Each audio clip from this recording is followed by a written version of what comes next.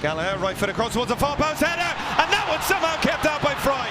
Although Zonis is claiming it was over the line. They're saying this ball crossed the line, but look at this angle here. Strong left paw. Welcome to Instant Replay for MLS Matchday 29. I'm your host, Andrew Wiebe, and as always, we're taking a closer look at all the controversial refereeing decisions in Major League Soccer. We start in Texas with a two-step between Austin and Seattle, 48th minute. Jordan Morris scores the opening goal for the Sounders. But some Twitter sleuths in the Austin fan base sent us a screenshot and said, hey, hold on, isn't Jordan Morris offside? And looking down the line, I'm not going to lie, I can sort of see it.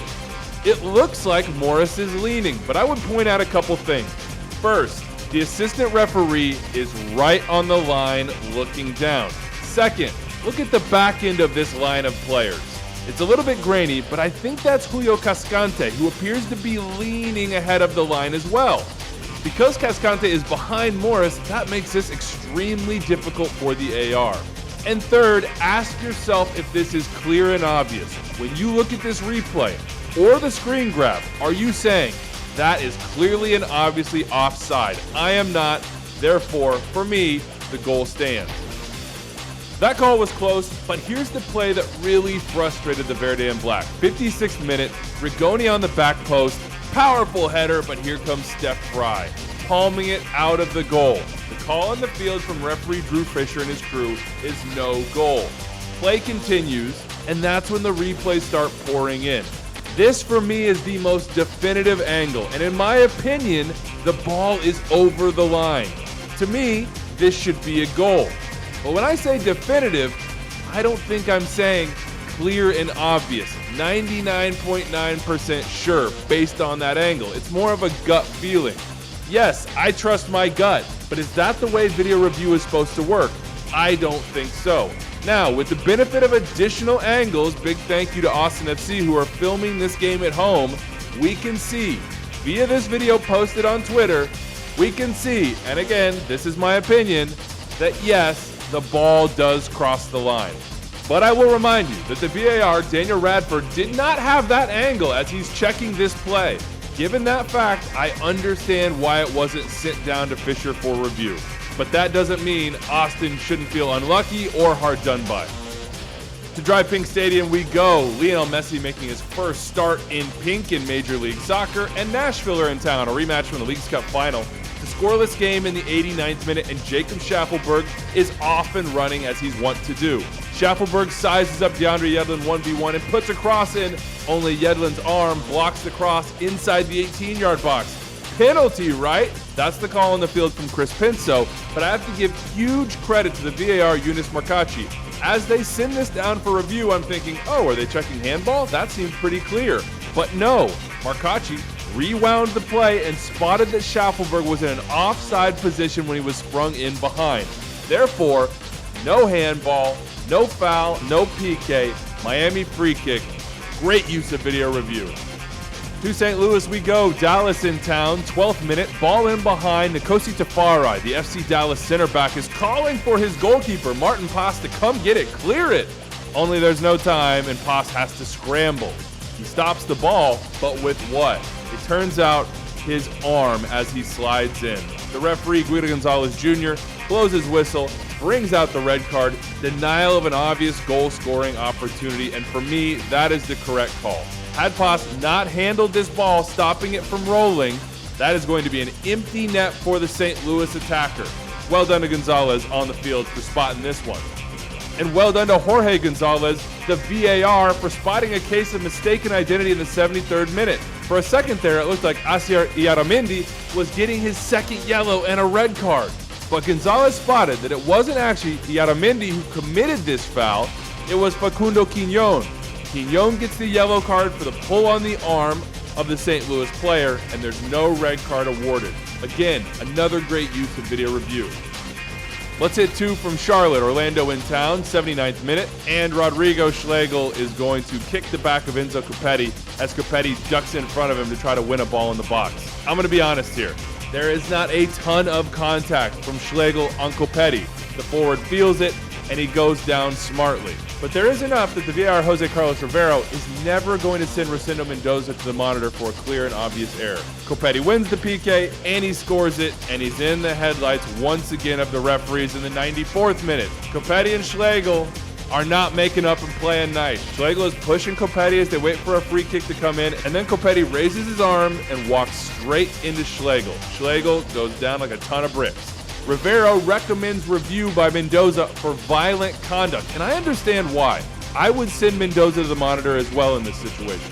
It's hard to spot that off the ball, and in a case of violent conduct, I would like the referee to have as many opportunities to see it and get it right. It's that important. Mendoza does not give the red card for violent conduct, however. He gives a yellow card to Copetti. And all things considered, I think that's the correct decision. I don't see excessive force from Copetti with the arm into the face region. To me, it's more negligible contact than anything else. There's no swing of the arm. And I also have to take account that I think there's something simmering between these two, and Schlegel goes down awfully easily. So, on the balance of things, yellow card, play out stoppage time, and get out of there. Well done to Mendoza. And well done to Michael Radchik in the Toronto Philly game. Second half stoppage time, there's a little bit of a back and forth going on here between Petretta and Jesus Bueno of the Union. Petretta wins the ball, and Jesus Bueno decides, I don't like that, I'm going to kick you. Mark Allerton calls the foul, but Radchik notices on the check that yes, this is looking like violent conduct and sends Allerton to the monitor. Allerton looks at it, produces the red card, and that's the right decision. This is a non-soccer play by Bueno. For me, he's using excessive force or brutality when not challenging for the ball. That fits the definition. He's out of here. In a similar situation, I was surprised not to see Frankie Amaya given a red card in the New England Red Bull game. 67th minute, Carles Gil in the crosshairs of Amaya, who's frustrated, and Amaya just straight up kicks him. The ball is nowhere close on this play. The challenge leads to a little brouhaha between the teams, and Frankie Amaya gets a yellow card. But I would have liked to see Rami Touchon, the VAR, send Malik Badawi, the referee, to the monitor. For me, this is again a non-soccer play. I think Amaya used, or at least attempted to use, excessive force or brutality against Gil when not challenging for the ball. The attempts to use is key here. Amaya might not have connected as flush as Bueno, but he still tried to. For me, that should have been a red card. Brian Ojeda sure wanted a red card against Diego Chara in the Portland RSL game, 31st minute. The two midfielders are getting into it, and Chara kind of brushes or slaps his hands across Ojeda's face, and Ojeda goes down fast. He's holding his face, he's making the most of it. And you're thinking, maybe this is violent conduct. Remember, if you don't challenge for the ball and deliberately strike an opponent or any other person in the head of their face with your hand or arm, you're guilty of violent conduct unless the force used was negligible. Alejandro Mariscal, the VAR, sends Joe Dickerson to the monitor, and Dickerson gives a yellow to Chara, not the red. Again, I think that's the right decision. For me, the force here, absolutely negligible. Well done to Dickerson for taking a look and deciding this wasn't worthy of an ejection. Now, let's learn you up a little bit on continuation. 16th minute of Minnesota-Colorado, Ralph Priso pulling on Emmanuel Reynoso. The pulling continues into the penalty area. Reynoso goes down, and it's a penalty. Had Priso simply fouled Reynoso, and that foul started outside the penalty area and carried inside the box, the foul placement would have been outside the 18. But because he grabs, that's where continuation comes into play. As long as that grab continues into the penalty area, it's going to be a penalty. Well done to Marcos de Oliveira for calling this one on the field. We finish with the Cali Clasico, 43rd minute. Carlos Acapo puts in an ugly challenge on Diego Fagundes. Yellow card, says Lucas Spala, the referee. No review on the play. Now watch this one closely. Look where the contact from Acapo starts. It is mid-shin. It is absolutely studs, and those studs are raking down over the top of the ankle into the foot. I understand why on the field Spala goes yellow card. Acapo doesn't leave his feet. It's hard to see where that contact starts, and none of the players argue it. But I do think there's room here for a red card for serious foul play, and that comes from where this contact starts and the presence of the studs. When you start that high on the shin, that absolutely endangers the safety of an opponent, in my opinion. So I would have been okay if Yunus Markachi recommended review and Spala produced the red card. In the end, this is one of those plays that is, quote, in the opinion of the referee. It's absolutely a judgment call. No judgment call in the 58th minute. Miguel Trauco and probably Jonathan Mensah diving in to foul the Galaxy player. That is an easy call and well done from the referee crew. And that's it from us in Matchday 29. Big thanks to my producer, Rich Hernandez, and our editor on this episode, Dan Hilton. I'm Andrew Wiebe. We'll see you next time.